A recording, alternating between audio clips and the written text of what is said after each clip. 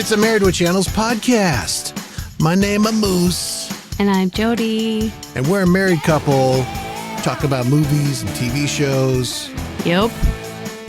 What's going on, Jody? Oh, you know. How you been? I haven't seen you in 40 seconds. I'm good. How are you? I'm okay. Yeah? Parental tired. Yeah, I'm a new level of exhausted, you know. Then we'll make this short and sweet. Let's get right to it. Sweet. We begin with that quirky little music. Can only mean one thing.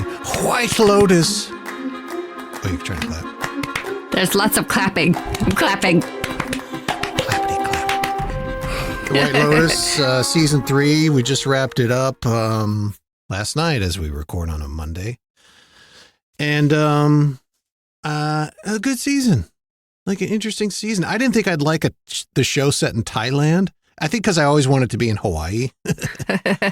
But I don't know, it worked out pretty good in Thailand and made me want to actually go to Thailand and check it out. Yeah, it looks like a nice place. That was a very beautiful setting. Just interesting scenery. Yeah. Wildlife, of course. You know, they're on a nice resort, which looked amazing. Like the accommodations, like every time that the family got into bed, I was like, that looks like a nice room to sleep in. Oh, yeah. Spacious, lots of dark woods and the little kind of tropical trinkets here and there. Yeah. And cultural trinkets. Yep. And just kind of your private little pool area and balconies. And, I know. Yeah. Like every room had their own private pool. That was cool. Which is pretty rad. Yeah. And also, of course, you have the drama, the characters. Absolutely. The story. Yeah, there will be spoilers here if you haven't finished White Lotus season 3. Spoiler alert. Yeah. Yeah. Usually there's like one person dead at the end of the season. Yeah, like a murder. Yeah. Somebody gets killed. That was not the case this season. I won't say that there was no zero.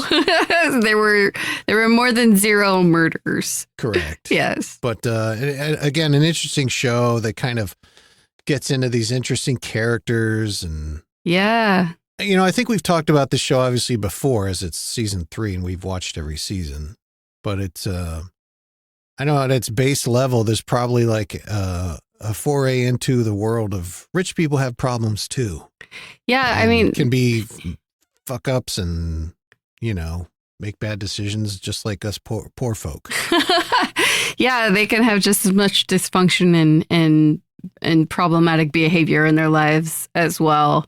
And, you know, you could probably go into every season and pull out so many different themes. But one that kind of stuck out for me was that, you know, your problems follow you even on vacation. Right. You know, like you can try to escape halfway across the world, but your problems kind of follow you even when you try to get away from it all. So I found that kind of interesting and kind of recurrent throughout this. And, you know, just people in different various stages of life and, you know, different ways of life and, you know, just kind of relationships and how people are kind of interconnected, you know. So, Agreed. Yeah. No, it's good stuff. Good stuff. And you have some interesting, like, I don't know who was more interesting as far as the group of people. Is it Sutcliffes? Ratliffs, yeah. That family. The family from North Carolina, or Belinda and her situation, or the middle-aged women on a girls' retreat, or Rick and Chelsea. Yeah. As it turns out, Rick and Chelsea's was the most interesting. I thought there was some, I don't know if it was a plot hole, if it was just the character was just that full of myopic rage and vengeance that he didn't think like, I'm going to go either kill this guy who killed my father, who also owns the hotel I'm staying at. Right. Or if it was just like, they just kind of brain farted on the writing process. My guess is the characters just was so blind with rage. But he hatched this plan, premeditated a plan. He got his buddy who lives in Thailand to act as a movie producer. And what? Like, they're not going to, because he talked to the owner, the wife of the owner at the resort, you know? Right. So I don't understand the logic there. Yeah, I don't know either. I mean, But he started kind of playing the con game when he did talk to the owner at the resort. You know, he already kind of planted the seeds, like that he was the director, and No, I know, but it's yeah, like, so she already she knows that he is a guest at the resort. yeah, They know where to find you, sure. unless his plan was to kill the guy and the guy's wife. I don't think that was it. Yeah, it just that didn't make sense to me. Yeah, You know, yeah. it's like going to the murder scene and be like, after you murder somebody, write down your address. Okay, I Here's killed where him. to find me. Yeah. Yeah. That didn't make sense, but Yeah. Also, I was thinking, like, if that dude is as bad as he says he is, like, what's to stop him from having him killed? Because you're right. He knows exactly where to find him. well, that's what I thought. I thought Jim is his name, played by Scott Glenn. Yeah. I thought he was going to send his bodyguards there to go take him out, Yeah. but it didn't really turn out that way. Right. And boy, they are bad bodyguards. I know, right?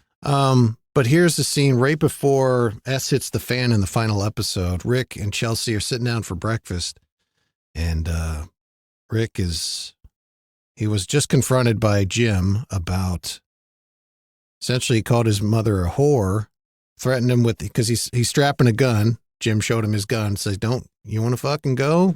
I don't think that's a good idea. I got a gun. And Rick gets all pissed off. Forget about him, okay? You're free, remember? You're over it. How can I get over everything he's taken from me? He took my whole fucking life. Stop worrying about the love you didn't get. Think about the love you have. I love you. I'm right here.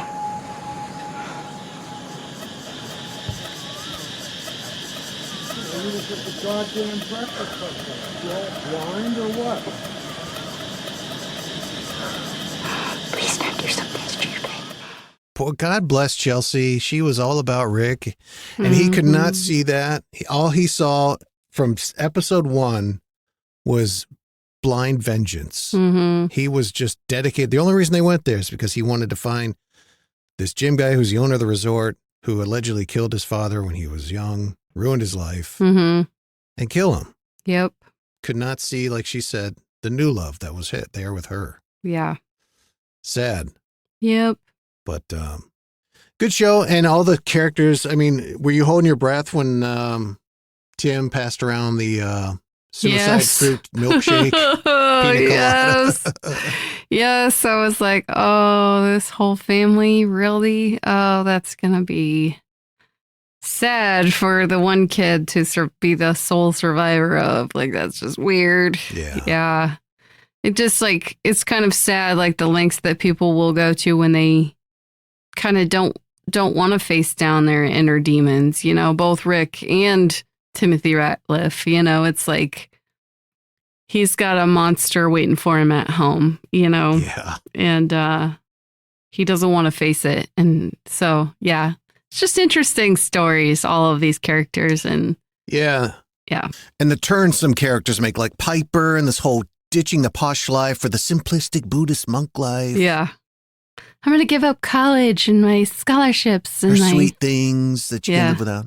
And then she spends a night and realizes she actually does love air conditioning and food that doesn't taste like Yeah. shoe leather.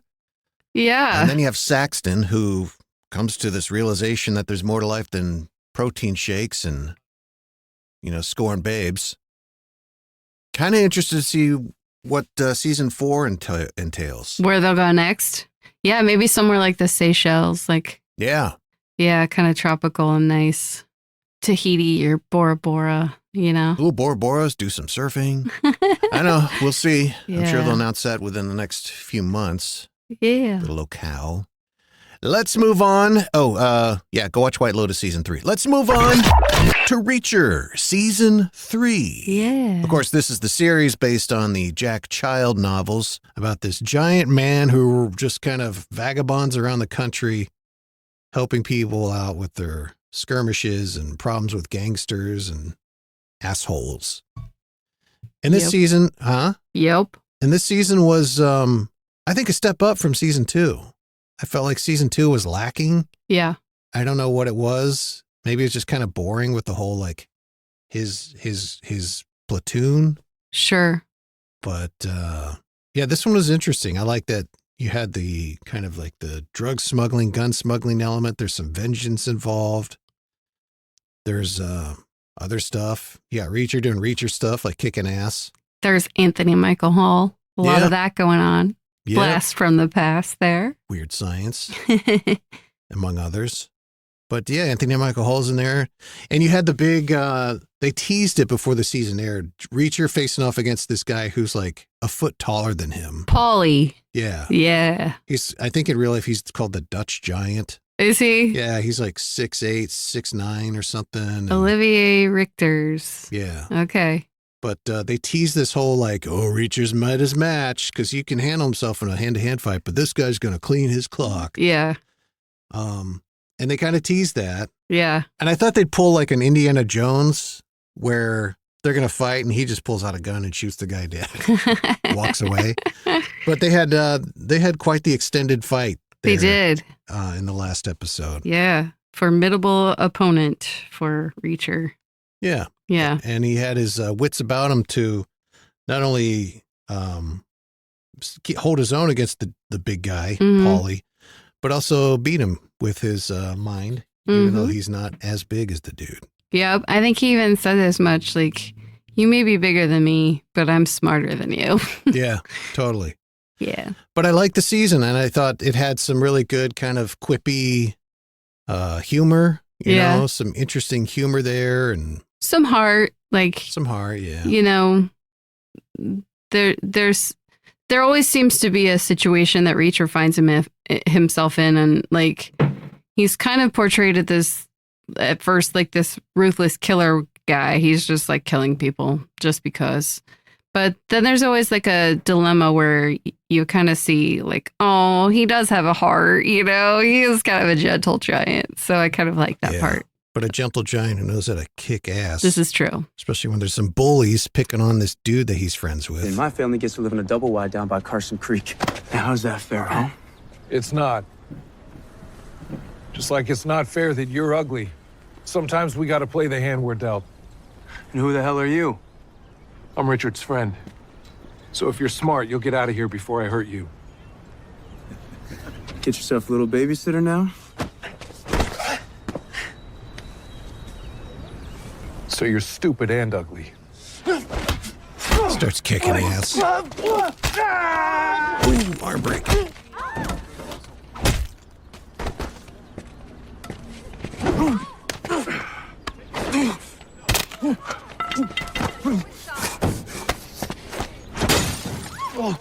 Next time you see Richard. A lot of lettuce stalks being snapped in half. Yeah, there. some bones breaking sounds. Yeah. Yeah. I like the Reacher kicking ass scenes. That's funny. I like the little like, oh, in the background. Yeah. I'm a witness to this brutality. Oh. Oh my goodness. The only thing I didn't like about Reacher season 3 is it had this forced romance with him and Duffy. Yeah. The main DEA agent who's working with him. Yeah. I felt like it was just, and this was, they seem to do this every season. Yeah. Where he's got to make out and have sex with some woman. Right. And it just seems very like, it's like checking a box. Yeah. There's no real purpose behind it. Like even this one very much was like, here, I'll play the scene real I quick. know it's important to you, so I want to make sure we...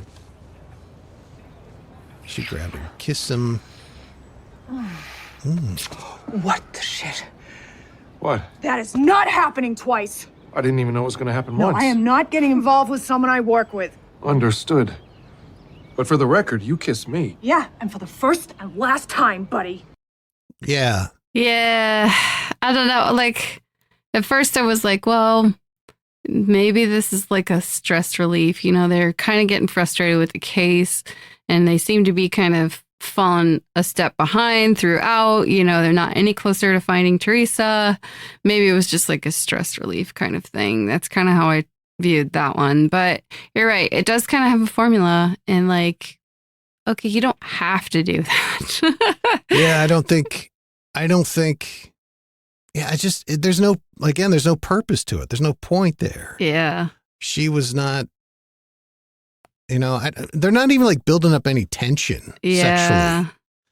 Maybe in season 2 with him and that one gal who was in his squad. Yeah. But this one with Duffy just seemed very much like all of a sudden she grabs him and kisses him. I know. And then later on the show, they have some sex. Yep.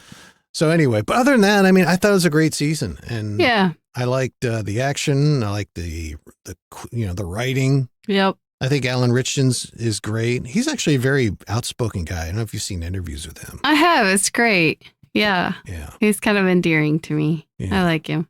He's nice to look at too. Yeah. I'll throw that out there. Jody likes her blonde, blue-eyed guys. So that's like part of checking the box of that formula. Like maybe it's like, okay, we got to have him naked. So how are we going to get him naked? He needs to have a love interest who like sees him in a steamy shower or something, And maybe that's to satisfy the ladies a little bit. But I would think you, correct me if I'm wrong, you are officially a lady. That, yes. Just shoving in a, no pun intended, sex scene doesn't really like do it for you, right? Don't you want some like kind of banter, like some flirty romantic type shit going on? I think they tried to do that here with Duffy a little bit. Like there was a little lead up there that you could kind of pick up on, but she's tough and she is independent. So she's not going to throw down a lot of flirty vibes. You know what I mean? Flirty vibes. Yeah. Yep. So I don't know. There was a little bit of that, but I don't know. Well, sometimes as women, you just make bad decisions, and like that one will do. Fair enough. But as a whole, though, I think this season was its best one so far. What do you think? Yeah, I mean, the first one was pretty good. This one was pretty good. This one was definitely better than the last one. I agree with that. 2. Yeah. But yeah, I don't know. I mean, they can keep going with it. I'll keep watching it. I do like it. So they're doing something right there. Yeah. So Reacher season 3. I think if you haven't checked out any Reacher, I would start with season 3. I don't think you need season 1. There's not anything new being introduced there that isn't covered here. Yeah, this is true. And I think it's kind of just a better season. So that is on Prime Video. Lovely. Moving on to a documentary about the making and tragedy of the movie Rust. Now, to recap, Rust is the Western movie starring Alec Baldwin. Made a lot of news a couple years ago when a gun he was using discharged and a live round was in it. Bullet passed through the shoulder of the movie's director and killed the cinematographer. And it became this huge controversy. I think everybody's probably heard of it by now. But this documentary came out and they kind of give you some insight, some background into the whole situation. On paper, you read the articles on the story and you're like, oh, he fired a gun on a movie set and it killed somebody and that's an accident. But it's interesting to get behind the scenes and see like the politics involved. Like you mentioned while we were watching it, the armorer, I forget her name. Mm-hmm. That's her responsibility is to check those guns, make sure there's no live rounds. Mm-hmm. Well, we found through the documentary, she was kind of pulled in a couple different directions, given a couple different jobs on top of being an armorer. Mm-hmm. So she was not able to focus on 100% the safety of the weapons.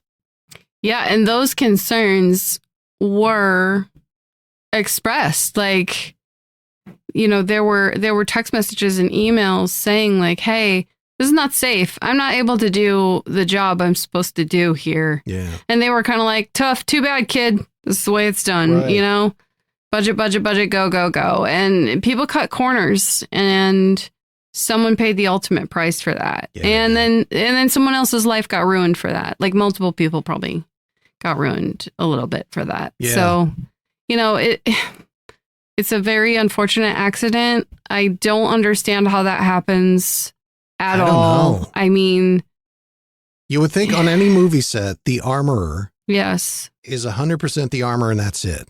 Like, Yes. just have somebody do the safety of weapons and firearms. Well, and that's what they did when they finally did make the movie and do it the right way, and I mean, I'm sure plenty of people in workplaces have found themselves in unsafe situations because corners were cut by upper management or budget cuts, or we don't have this anymore, and it's unfortunate because there is a cost to that, you may not see it right away and you may get lucky, but somebody is without a loved one. Yeah, now. somebody's without a mom. Yeah. Husband without a daughter, friend. Wow, Yeah. Last Take, Rust, and the story of Helena. But that's interesting. I mean, you had, like I said, the politics, the cameramen quit. Yeah. Because they were trying to vocalize their concerns about safety and cutting corners on the set, and they just flat out quit. And they interviewed the cameraman, one of the cameramen, among many others involved, the producers, the director. Alec Baldwin was not involved with this, though. Right. You see behind the scenes of him talking and, the police footage of him being interviewed, interrogated. But he did not sit down for this documentary, which is interesting, and I kind of understand why.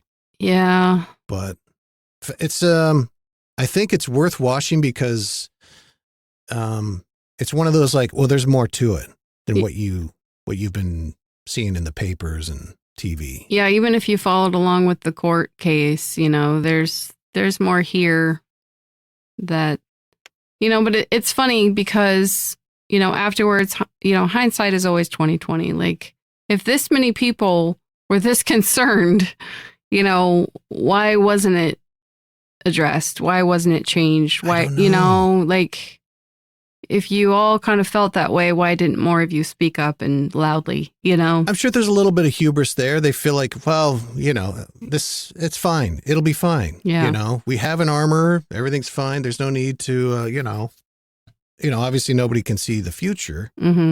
But my guess is they probably felt like, we can cut these corners and nothing bad will happen. But lo and behold, as we know, something very bad happened. Yeah.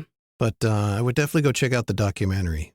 Yeah, it was interesting, sad, and gosh, could have been avoided. A tragedy that really could have been avoided. Absolutely. And to me, those are like the worst kind.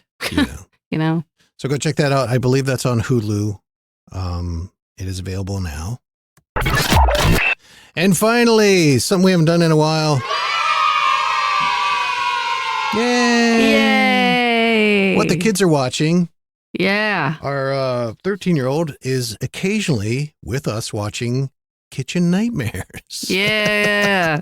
Kitchen Nightmares. Mr. Gordon Ramsay. Which is kind of a guilty pleasure of ours, and now it's become one of hers. Yep. She's all into it. Yeah. But I mean, how could you not be? It's just so interesting to see these characters and these personalities. Yeah. And I'd be curious to see what kind of coaching, if any, they have from producers, because they always do on these shows. Sure. Because sometimes these people are so stubborn and blind and, either ignorant or blind to just how bad they're doing things, whether it's kitchen management or front of the house or marketing or just the food sucks, storage. Cleanliness. That's the big one, right? That's the thread line through all these episodes. They all seem to get wrong cleanliness and proper food storage. Yeah. Right? Oh, and that is everything. People can die. No one wants to eat there, and it's nasty, gross. You have to cook in a clean kitchen after every shift. I'm sorry. You just do. Otherwise, it's just poor quality and it's gross, and you don't care about the work that you're doing. Anytime I see, or anytime we eat out or restaurant and I can tell the food is fresh, I always think of Kitchen Nightmares. Because he's always preaching to these people like, you can't serve frozen. You can't do microwave, It's got to be fresh. You got to do fresh this, fresh that. Well, it makes smart restaurant fiscal sense. If you are sourcing local items, local produce, local, meat, dairy, fish, whatever you have, that's going to help your costs. You can create partnerships with local vendors of those items. And then you have fresh food that, you can charge an appropriate menu price and people will want to come and eat it because it is fresh and not disgusting. So Gotta love the fresh. I mean, it's always better, right? Yeah. Yeah. He kind of has a point. So watching Kitchen Nightmares, a reality cooking type show with our 13-year-old. yeah. And I don't know. I get like so rooting for these restaurant owners. Like, I will like tear up like a baby when they like get their little makeovers and they are so pumped to have a new like refresh and like you're just rooting for them. Like, I wish they would do more updates, on some of these. It's always sad when it's like, 2 months later they close down. It's oh no. And what's interesting about this show is they always have a redemption. The people, like there's the one in New Orleans where the woman, remember she was like a nurse full-time, but this was also her full-time job and she just wasn't pulling her weight. And she was coming across kind of like as a lackadaisical, didn't care type of person who maybe fudged about how much she's actually working in the restaurant. Yeah. So you're kind of like, oh, screw her, Yeah. But then they do this great job where about 3/4 of the way through the episode, you're kind of rooting for her. And she's kind of like, I've seen the light of my way. I've seen the error of my ways and I see the light and I want this to succeed and I'm willing to sacrifice. And you're like, yeah, go get him, Janice. Yeah. Or whatever. So they do a good job with that. The Redemption of Janice is what it should be called. Yep. So Kitchen Nightmares, good times. Yeah. I always want to know too, like when he revamps the menu, like, does he teach them how to cook it? Like, do his people and their staff, like, help them with that part? Yeah. Because, like, you can't just be like, here you go, and do it this way now. No, I think they probably, they cook the new menu items, put them on the table, and then everybody samples it. Mm-hmm. I'm sure soon after that, they take the cooks of the restaurant into the back and say, okay, here's how you do it. Yeah. And maybe have a recipe on the sheet, Yeah. They can't just be like, okay, systems. Yeah. figure it out. We open in 2 hours. Sure. I mean, that would make sense. Yeah. So, all right. Interesting. Yeah, it's good stuff. Dirty dining, though, man. Ugh. Dirty dining. Dirty dining. Ugh. Ugh. That's going to do it for us on this Married with Channels podcast. What's up? Were you going to say something? What? Oh, okay. The music is too loud. Oh, really?